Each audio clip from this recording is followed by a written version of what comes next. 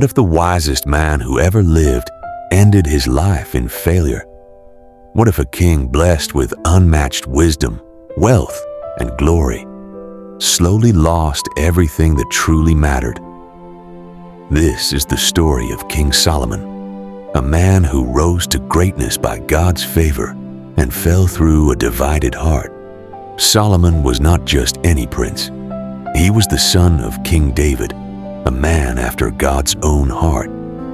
As David grew old, the throne of Israel needed a successor. Many expected a stronger, older son to take the crown. But God had already chosen Solomon, young, inexperienced, unproven, yet chosen by God.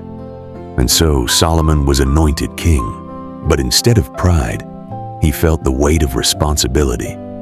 One night, God appeared to Solomon in a dream and said, "Ask for whatever you want me to give you."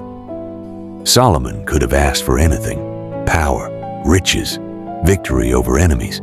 But instead he said, "Give me wisdom to lead your people."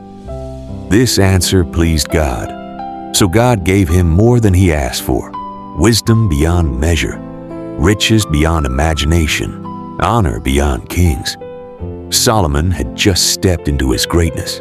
Soon, Solomon's wisdom became known everywhere.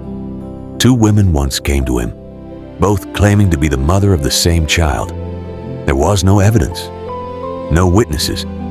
So Solomon made a shocking decision: cut the baby in half. One woman agreed, but the other cried out, "No, give her the child, just let him live." And in that moment, Solomon knew the real mother would rather lose her child than see him die. The whole nation stood in awe. This was no ordinary king. This was wisdom from God.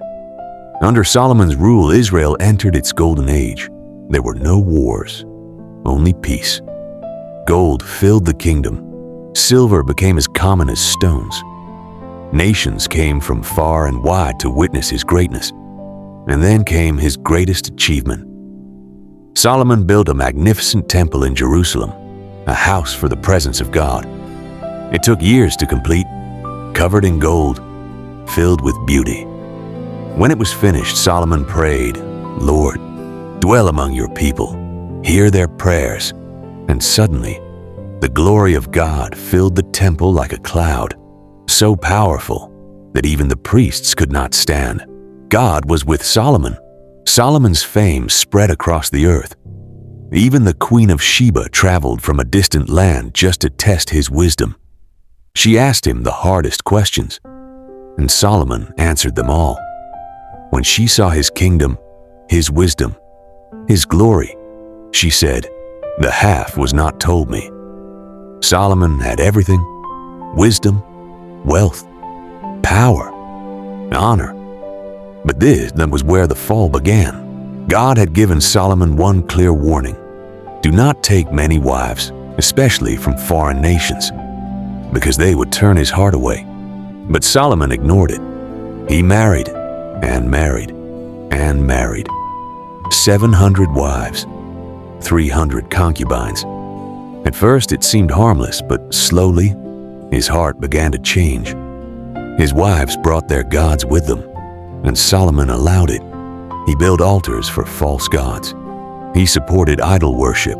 The same man who built a temple for God was now building temples for idols.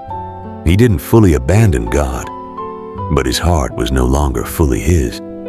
And that was the problem: a divided heart. God appeared to Solomon again, but this time not with blessings, with judgment. "Because you have turned away from me, I will tear the kingdom from you." However, for the sake of David, God delayed the punishment, but the damage was already done. Trouble began to rise. Enemies attacked. Rebellion grew within the kingdom. A man named Jeroboam was chosen to take part of the kingdom. Peace turned into tension.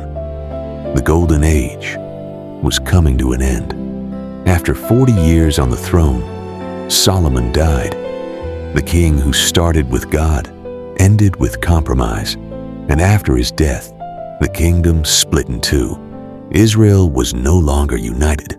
Solomon's story is not just history. It's a warning. You can start strong and still finish weak. You can be blessed and still fall. Wisdom is not enough. Success is not enough. What matters most is staying faithful to God until the end. So the question is, will you guard your heart or slowly lose it? If this story moved you, don't forget to like, share, and subscribe, because sometimes the greatest lessons come from the greatest falls.